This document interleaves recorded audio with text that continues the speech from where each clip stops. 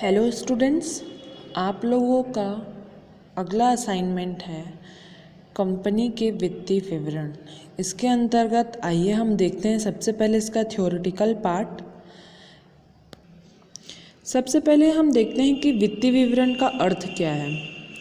Company के वित्तीय विवरणों का आशय ऐसे विवरण से है जो कंपनी के वित्तीय निष्पादन से संबंधित विस्तृत सूचनाओं को संक्षिप्त रूप में प्रकट करते हैं। कंपनी के लेखा वर्ष की अवधि में वित्तीय निष्पादन की स्थिति तथा शेष लेखा वर्ष के अंतिम दिन वित्तीय स्थिति का इन विवरणों से ज्ञात किया जाता है। अगर हम स्पष्ट रूप में कहेंगे तो वित्तीय विवरण के अंतर्गत कंपनी की वित्तीय स्थिति की जानकारी प्राप्त की जाती है। कंपनी को कितना लाभ हुआ, कितनी हानि हुई, कितने आय हुए, कितने व्यय हुए, कंपनी लॉस में चल रही है या प्रॉफिट में चल रही है, इन सब की जानकारी वित्तीय विवरण बनाकर हम प्राप्त कर सकते हैं। इसके अंतर्गत परिभाषा दी हुई है एंथोनी। वित्तीय विवरण वास्तव में वर्ष में प्रस्तुत किए जाने वाले अंतरिम प्रतिवेदनों का प्रतिनिधित्व करता है, जो कि एक व्यावसायिक उपक्रम के जीवन खंड को प्रतिबिंबित करती है। इसके अंतर्गत बताया गया कि वर्ष के अंतिम में इसे बनाया जाता है ताकि व्यवसाय या उपक्रम की हमको सही जानकारी हो कि हमको लाभ हो रहा है या हानि। और अगला देखेंगे हम जॉन एन मेयर के अनुसार परिभाषा। वित्तीय विवरण निर्धारित एक व्यावसायिक उपक्रम के चिट्ठे में दर्शाई जाने वाली संपत्तियों, दायित्वों एवं पूंजी को प्रतिबिंबित करती है। एक निर्धारित अवधि में व्यवसाय के संचालन के परिणाम आय विवरण को प्रस्तुत करती है। इसमें बताया गया है कि यह कंपनी के संपत्ति, दायित्व, पूंजी, इनकी दशाओं को चिट्ठे के माध्यम से दर्शाया जाता है तथा एक निर्धारित अवधि में व्यवसाय के संचालन के आय के विवरण को आय का विवरण बताया जाता है। फिर हम अगला देखते हैं वित्तीय विवरण में क्या क्या शामिल होता है। तो जब हम लोग वित्तीय विवरण किसी कंपनी का बनाते हैं तो वो किसके माध्यम से बनाते हैं, किसके माध्यम से हम अपने व्यवसाय के वित्तीय विवरणों की जानकारी प्राप्त कर सकते हैं। पहला है चिट्ठा। ठीक है, चिट्ठे के अंतर्गत हम पूरे वर्ष भर की संपत्तियों एवं दायित्वों को लिखते हैं। उन पर संपत्तियों पर हास माइनस किया जाता है, दायित्वों के लेनदार, देनदार सभी को दर्शाया जाता है। इसके माध्यम से चिट्ठा प्रस्तुत किया जाता है। फिर है लाभ तथा हानि का विवरण। जब हम किसी व्यवसाय को चला रहे हैं तो उसके लिए लाभ हानि का विवरण बनाना आवश्यक होता है। ठीक है, जिससे कि हम अगर व्यवसाय कर रहे हैं तो अगर हम लाभ हानि विवरण नहीं बनाते, मतलब हमको ज्ञात ही नहीं होता कि हमको लाभ हो रहा है या हानि, तो हमको व्यवसाय करने का कोई मतलब ही नहीं होता। तो इसके अंतर्गत हमको लाभ हानि विवरण भी बनाना आवश्यक होता है। फिर है नोट्स टू अकाउंट। अकाउंट्स के अंतर्गत जो नोट्स दिए जाते हैं उसके अंतर्गत हम वित्तीय विवरणों की जानकारी प्राप्त करते हैं। फिर अगला है रोकड़ प्रवाह विवरण। रोकड़ प्रवाह विवरण के अंतर्गत क्या है, हमारी रोकड़ भुगतान, प्राप्तियां, इन सभी की जानकारी होती है कि हमने कहाँ, कितना और किस समय कितना निवेश किया है और हमको उससे कितना प्रॉफिट हुआ है। ठीक है, फिर अगला पॉइंट हम देखेंगे चिट्ठा। ठीक है, चिट्ठे के अंतर्गत किसी विशेष तिथि को व्यावसायिक उपक्रम की संपत्तियों एवं दायित्वों को जिस विवरण में दर्शाया जाता है उसे ही हम स्थिति विवरण या चिट्ठा कहते हैं। इसके अंतर्गत दिया हुआ है कि दायित्वों का एक पक्ष होता है और एक संपत्ति का पक्ष होता है। ठीक है, इसी के अंतर्गत हम संपत्ति पक्ष में सारी संपत्तियां लिखते हैं, चल संपत्तियां हमारी और स्थिर संपत्तियां, और दायित्व के अंतर्गत हमारे सारे दायित्व आते हैं। ठीक है, इसके अंतर्गत हम अंशधारी कोष, आवंटन पूर्ण न होने पर प्राप्त होने के अंश राशि, गैर चालू दायित्व, चालू दायित्व, ये हमारे दायित्व के प्रमुख शीर्षक हैं। और संपत्तियों में आएगी गैर चालू संपत्ति और चालू संपत्तियां। ठीक है, इससे आपको पूरी इसकी जानकारी प्राप्त होगी। अब अगला हम देखते हैं लाभ हानि का विवरण।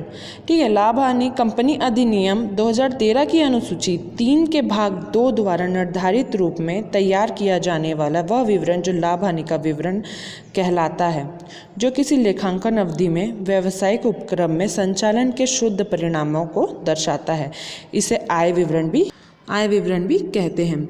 आय तथा कुल व्यय का ब्यौरा इसमें दिया जाता है। कर के पूर्व जो लाभ होता है उसमें से कर घटाकर जो राशि बचती है वह संबंधित लेखांकन अवधि में लाभ हानि की राशि में दर्शाया जाता है। ठीक है, अब अगला हमारा आईएमपी क्वेश्चन आता है। वित्तीय विवरण क्या है, इसमें हम लोगों ने पढ़ा। अब आगे हम पढ़ते हैं वित्तीय विवरण की विशेषता क्या है। ठीक है, इसके अंतर्गत चिट्ठे की विशेषता क्या है, सबसे पहला पॉइंट है। पहला दिया हुआ है विवरण। चिट्ठा व्यवसाय की स्थिति का विवरण है, यह खाता नहीं होता। ठीक है, यह व्यवसाय के स्थिति का ब्यौरा देता है। ठीक है, यह खाता नहीं होता, चिट्ठा खाता नहीं होता, ये एक विवरण होता है। फिर है तिथि विशेष को बनाना। ये किसी निश्चित तिथि को बनाया जाता है या फिर व्यवसाय व्यवसाय का अंतिम वर्ष का अंतिम जब आता है डेट उस दिन बनाया जाता है। फिर है संपत्तियों एवं दायित्व का प्रदर्शन। इसके एक तरफ संपत्तियां होती है और एक तरफ दायित्व होती है। एक तरफ सारी संपत्तियों में उनके गैर चालू और चालू संपत्तियां लिखी जाती है और दायित्व में चालू और गैर चालू दायित्व लिखे जाते हैं। फिर है वर्गीकरण। चिट्ठे में संपत्तियां तथा दायित्वों के वर्गीकरण करके इसे दर्शाया जाता है। समता एवं दायित्व तथा संपत्तियां, इन दो वर्गों की मध्य इसमें दर्शाई जाती है। फिर अगला है वित्तीय स्थिति प्रकट करना। यह हमारी चिट्ठा हमारे व्यवसाय की वित्तीय स्थिति को प्रकट करता है कि हमारे वित्तीय समय में, वित्तीय मतलब बीते हुए समय में हमारा, जैसे कि हम लोग एक वर्ष में हमको कितना लाभ हुआ, कितनी हानि हुई, वित्तीय स्थिति हमारी क्या थी। ठीक है, ये हमको दर्शाता है। फिर है लेखांकन समीकरण का प्रदर्शन। इसके अंतर्गत लेखांकन समीकरण का प्रदर्शन किया जाता है। इसमें संपत्तियों का योग दायित्व तथा पूंजी के योग के बराबर होता है। संपत्ति और दायित्व का इसमें टोटल बराबर आएगा, इनका योग हमेशा बराबर आएगा, तभी हमारा चिट्ठा सही माना जाता है। फिर है लंबवत प्रारूप में। इसके अंतर्गत कंपनी अधिनियम 2013 के अनुसार चिट्ठा केवल लंबवत प्रारूप में ही दर्शाया जाता है, इसका प्रारूप लंबवत होता है। फिर है क्रम। इसमें है चिट्ठे में सर्वप्रथम समता एवं दायित्व भाग की अंश पूंजी और दायित्व को लिखा जाता है। फिर बाद में संपत्ति भाग में गैर चालू और चालू संपत्तियों को लिखा जाता है। ठीक है, ये हमारी क्या हुई, चिट्ठे से रिलेटेड वित्तीय विवरण की विशेषता। अब हम देखते हैं लाभ हानि का विवरण। लाभ हानि से रिलेटेड वित्तीय विवरण की विशेषता। फिर है इस विवरण में कंपनी के वित्तीय कार्य निष्पादन का प्रदर्शन होता है। सेकंड दिया हुआ है लेखांकन अवधि में आय व्यय लाभ हानि का विस्तृत ब्यौरा। इसमें लाभ हानि खाता बन रहा है तो हमारा आय व्यय खाता होता है, इसे हम आय व्यय खाता भी कहते हैं। इसमें लाभ हानि का विस्तृत ब्यौरा दिया जाता है। व्यवहारों को मौद्रिक रूप में व्यक्त किया जाता है। जब हम किसी भी लेन देन को हम लोग मुद्रा के रूप में व्यक्त करते हैं वो हमारा मौद्रिक रूप होता है। ठीक है, तो इसमें केवल मौद्रिक रूपों को ही बताया जाता है, उधार को नहीं। यह एक ऐतिहासिक प्रलेख है जो विगत अवधि के लिए तैयार किया जाता है। यह लेखांकन अवधि विशेष के लिए, किसी विशेष के लिए ये लेखांकन अवधि बनाई जाती है। फिर हम देखते हैं हमारा अगला वित्तीय विवरणों की प्रकृति। इसकी प्रकृति कैसी है। ठीक है, सबसे पहला देखेंगे अंकित तथ्य। वित्तीय विवरण लेखा पुस्तकों की प्रविष्टि लागत समंकों के दर्ज तथ्यों के आधार पर तैयार किया जाता है।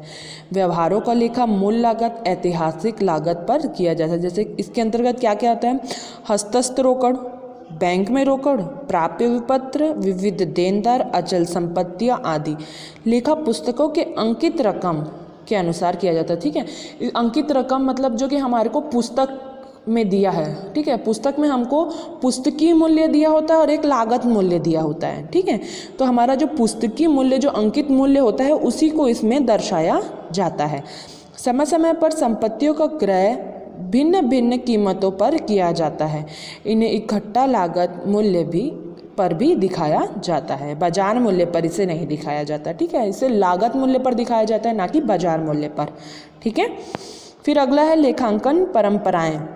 वित्तीय विवरण निर्दिष्ट लेखांकन परंपरा के आधार पर तैयार किया जाता है। उदाहरण के लिए इसमें लागत मूल्य या बाजार मूल्य दोनों में से जो भी कम है उस पर स्टॉक का मूल्यांकन करने की परंपरा, स्थायी संपत्तियों को लागत में से हास घटाकर दर्शाने में छोटी छोटी मदों को, जैसे कि टिकट, स्टेशनरी आदि भौतिक विद्यमानता के अनुसार, ना कि लागत मूल्य या बाजार मूल्य दोनों से जो भी कम है उस पर की मान्यता आदि का पालन वित्तीय विवरण में किया जाता है। इसकी आधारभूत मान्यताएं होती है जिसके अंतर्गत चालू व्यवसाय संबंधी मान्यता, मौद्रिक माप संबंधी मान्यता, वस्तु संबंधी मान्यता दर्शाया जाता है। ठीक है, ये एक व्यक्तिक विवरण है। अब व्यक्ति विवरण से आशय अधिकांश मामलों में वित्तीय विवरण में प्रायः मध्य से प्रदर्शित किए जाने वाले तथ्य एवं समग्र व्यक्तित्व, अभिमत, निर्णय, अनुमान के आधार पर ही होते हैं। उदाहरण के लिए समझा जाए तो स्थायी संपत्ति पर लगाया जाने वाला हाथ उसके उपयोगी आर्थिक जीवन को ध्यान में रखकर निश्चित किया जाता है। ठीक है, ये एक व्यक्तिगत निर्णय के आधार पर ही बनाया जाता है। अब अगला हम देखेंगे वित्तीय विवरण के उद्देश्य। तो इसके अंतर्गत है, सबसे पहले है पर्याप्त एवं विश्वसनीय सूचनाएं देना। इसके अंतर्गत पर्याप्त मात्रा में व्यवसाय की सभी विश्वसनीय सूचनाओं को दिया जाता है। इसमें सभी सही जानकारियां दी होती है। फिर है अर्जन क्षमता के बारे में सही जानकारियाँ। देखिए इसके अंतर्गत दिया हुआ इसका मुख्य उद्देश्य सही जानकारी व्यवसाय की रखना कि व्यापार को लाभ हो रहा है, हानि हो रही, कितने आय हो रहे, कितने व्यय हो रहे, कितनी प्राप्तियाँ हो रही, कितने भुगतान हो रहे, इन सब की जानकारी रखना। फिर अगला है रोकड़ प्रवाह के बारे में जानकारी। इसके अंतर्गत रोकड़ प्रवाह के बारे में जानकारी होती है। रोकड़ प्रवाह के बारे में सही सूचनाएं दी जाती है ताकि रोकड़ प्रवाह की तुलना करने और भावी अनुमान लगाने के सभी मूल्यांकन सही हो सके। ठीक है, फिर अगला है प्रबंधकीय योग्यता। यह एक प्रबंधकीय योग्यता के अनुसार इसे तैयार किया जाता है। वित्तीय विवरणों का उद्देश्य ऐसी उपयोगी सूचना प्रदान करना होता है जिसके आधार पर व्यवसाय के संसाधनों का उचित उपयोग किया जा सके। सामाजिक उद्देश्यों की प्राप्ति। किसी भी कार्य जो भी हम लोग करते हैं अपने सामाजिक उद्देश्य की प्राप्ति के लिए करते हैं। जैसे हम किसी व्यवसाय का वित्तीय विवरण तैयार कर रहे हैं तो हमारा उद्देश्य क्या है, लाभ अर्जित करना। तो ये सामाजिक उद्देश्य के अंतर्गत भी आता है लाभ अर्जित करना। ठीक है, सामाजिक कल्याणों को इसके अंतर्गत प्रोत्साहन मिलता है क्योंकि ये व्यवसाय उपक्रम समाज का ही एक अंग है। फिर है लेखांकन नीतियों को प्रकट करना। लेखांकन की सभी नीतियों को यह भलीभांति प्रकट करता है। इसमें सभी आय व्ययों का विवरण तैयार होता है।